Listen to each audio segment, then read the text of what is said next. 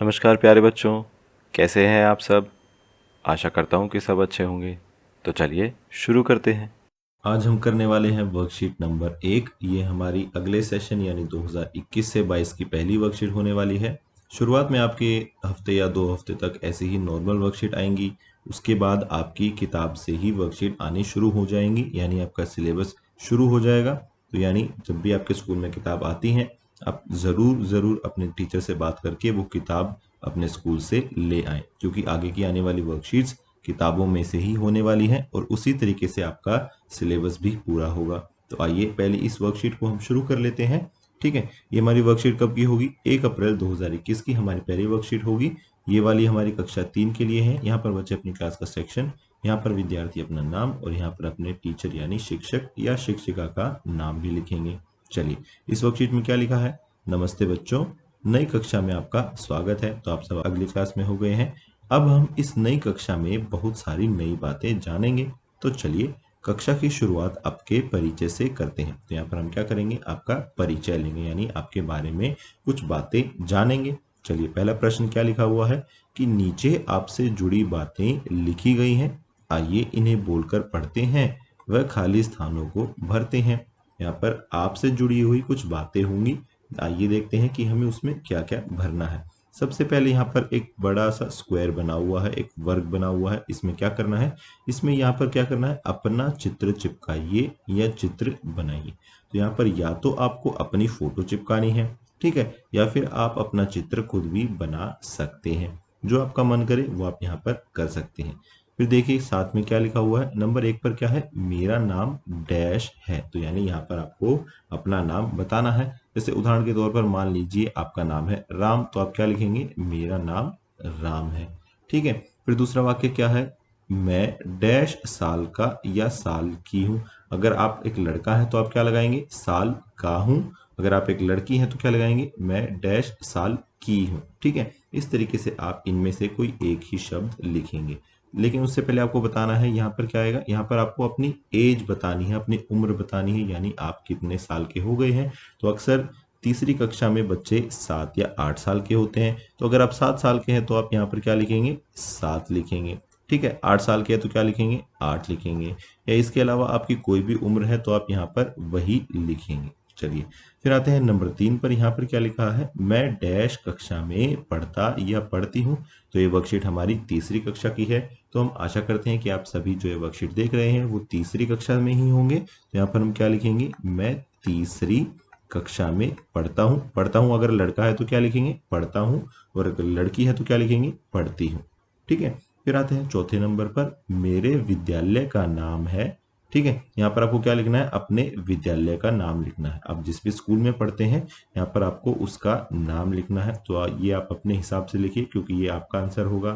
फिर आता है पांचवा। यहाँ पर लिखा है कि मुझे पढ़ाई के साथ साथ डैश कॉमा डैश और डैश करना पसंद है। यानी आपको यहाँ पर ये बताना है कि आपको पढ़ाई के साथ साथ और क्या क्या करना पसंद है। जैसे मान लीजिए आपको खेलना पसंद है तो आप यहाँ पर क्या लिखेंगे? खेलना। ठीक है, इसके अलावा आपको टीवी देखना पसंद है तो आप क्या लिखेंगे?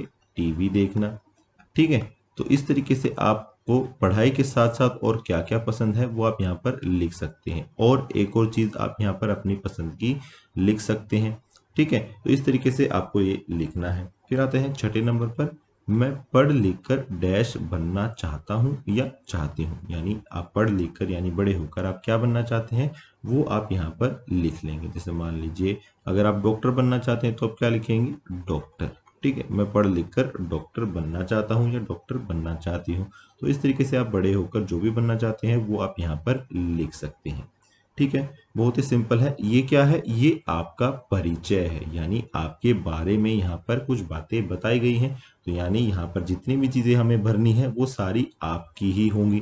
ठीक है, तो यहाँ पर जो जो मैंने लिखा है ये सब तो उदाहरण है।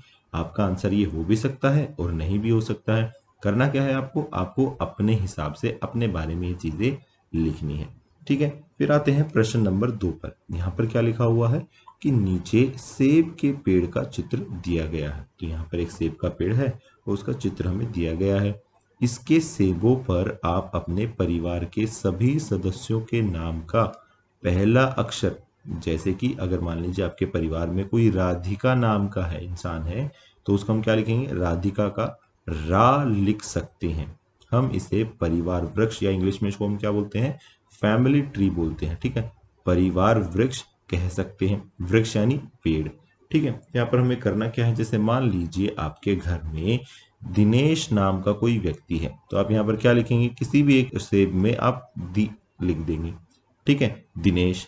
उसके अलावा मान लीजिए अगर आपके घर में कोई राहुल नाम का है, ठीक है, तो आप क्या लिखेंगे, रा लिख देंगे, रा। ठीक है, इसके इसी तरीके से आपके घर में जितने भी व्यक्ति हैं उन सभी के नाम का पहला अक्षर आपको यहाँ पर लिखना है इन अलग अलग सेबों में। ठीक है, फिर आते हैं प्रश्न नंबर 3 पर। बच्चों चलिए देखते हैं कि आपको अपने बारे में और क्या क्या पता है। नीचे दिए गए प्रश्नों के उत्तर खाली जगह में लिखिए। तो यहाँ पर देखिए 3 प्रश्न उसने हमसे पूछे हैं, हमें इनका जवाब देना है। अब ये तीनों प्रश्नों के उत्तर सभी बच्चे अपने आप ही लिखेंगे, क्योंकि ये आपका ही आंसर यहाँ पर सही होगा, किसी और का आंसर सही नहीं हो सकता। देखिए सवाल क्या है, पहला है अपने माता पिता का नाम। तो जो भी आपके माता पिता का नाम है वो आप यहाँ पर लिखेंगे। ठीक है, माता का और पिता का नाम। फिर आता है दूसरे नंबर पर अपने घर का पता। तो ये भी हर बच्चे का आंसर अलग अलग होगा, क्योंकि सारे बच्चे अलग अलग जगह रहते हैं। तो यहाँ पर आपको अपने घर का पता लिखना है। फिर आता है अपना फ़ोन नंबर। तो ये भी आपको अपने मम्मी पापा का फ़ोन नंबर लिखना है यहाँ पर। ठीक है, तो ये तीनों आंसर सभी बच्चे अपने आप ही लिखेंगे। अगर आपको नहीं पता है या आपको लिखना नहीं आ रहा है, तो आप अपने माता पिता से ये पूछ सकते हैं कि वो चीज़ कैसे लिखनी है, या फिर आप अपने टीचर से भी पूछ सकते हैं। लेकिन यहाँ पर मैं आपको सिर्फ इतना बता सकता हूँ कि ये आंसर आपको खुद ही लिखना है, क्योंकि ये हर बच्चे के लिए अलग होगा। उसके बाद क्या लिखा है, आइए देखते हैं। यहाँ पर लिखा है कि शपथ को बोलकर पढ़िए व नीचे दी गई खाली जगह में लिखिए। तो शपथ क्या होता है, शपथ होता है एक प्रोमिस होता है, एक वादा होता है जो आप खुद से करते हैं। ठीक है, तो यहाँ पर वो क्या बोल रहा है, आपको एक शपथ लेनी है, आपको एक प्रोमिस करना है, आपको एक वादा लेना है।